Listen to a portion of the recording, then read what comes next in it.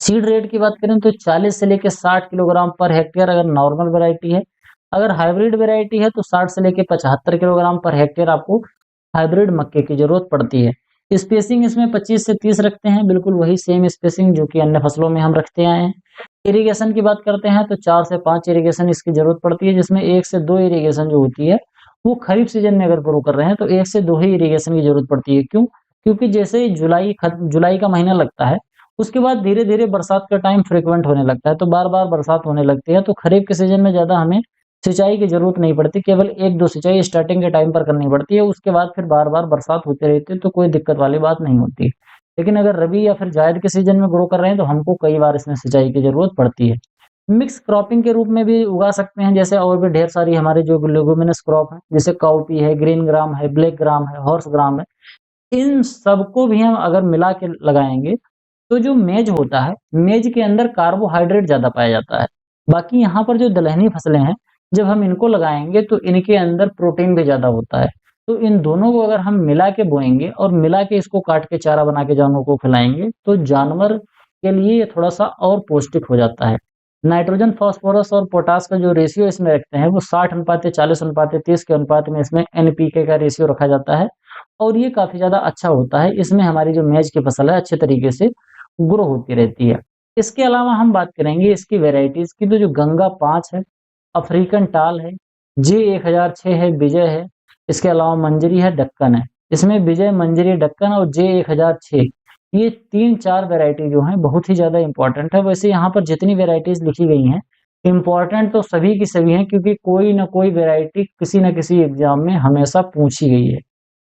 तो इसको आप अच्छे तरीके से याद कर लेना कि ये सभी जो वैरायटी मेज की हैं, ये सभी चारे के लिए उपयोग करी जाती है। अगला है बेस्ट टाइम ऑफ हार्वेस्टिंग।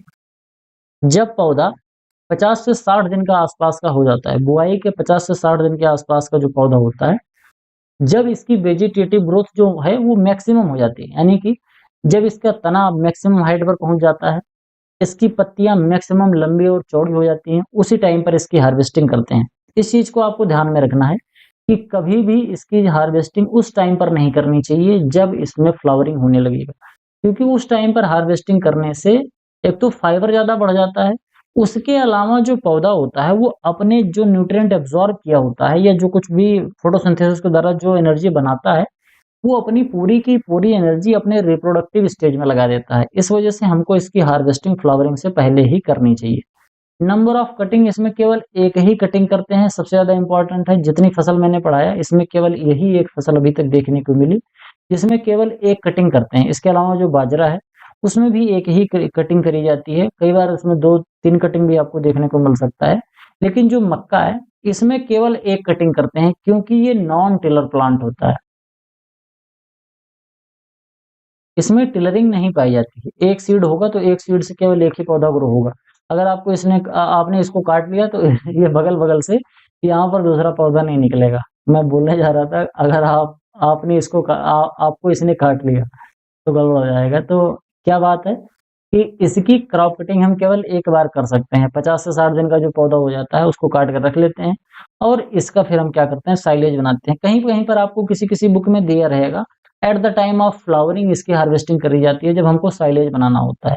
तो फ्लावरिंग के टाइम पर करो, कोई दिक्कत नहीं है। लेकिन जब बिल्कुल पीक फ्लावरिंग का टाइम खत्म होने वाला है, यानी कि पूरे खेत में आपको सिल्क और टेसल देखने को मिल रहे हैं, उस टाइम पर अगर आप करोगे तो उतना अच्छा साइलेज नहीं बना पाओगे। हाँ, ये ज़रूर है कि जो फ्लावरिंग का टाइम जैसे स्टार्ट होता है, तो उस टाइम पर आप इसको प्रॉपर तरीके से हार्वेस्ट करके और साइलेज बनाने के लिए इस्तेमाल कर सकते हो। इसमें फॉडर की जो यील्ड होती है, वो 350 से लेके 450 क्विंटल के आसपास मिलती है। कई बार एग्ज़ाम में पूछा जाता है कि सबसे अच्छा साइलेज किसका बनता है, तो आप कर लेना कि जो सबसे अच्छा साइलेज है, सबसे अच्छा साइलेज ये सबसे अच्छा साइलेज किसका बनता है? ये मक्के का बनाया जाता है। यहाँ तक आई होप आपको बात समझ में आई होगी। तो आज की वीडियो में केवल इतना ही। आई होप आपको वीडियो पसंद आया होगा। वीडियो पसंद आया हो तो वीडियो को लाइक करिए। आपके सुझाव जो हैं कमेंट बॉक्स में ज़रूर लिखिए। चैनल को सब्सक्राइब कीजिए। अपने दोस्तों के साथ ज़्यादा से ज़्यादा इस चैनल को शेयर कीजिए। बाकी हमारा पेड कोर्स खरीदने के लिए व्हाट्सएप पे हमसे संपर्क कीजिए। मिलते हैं किसी दूसरी वीडियो में, तब तक के लिए इजाज़त दीजिए। धन्यवाद।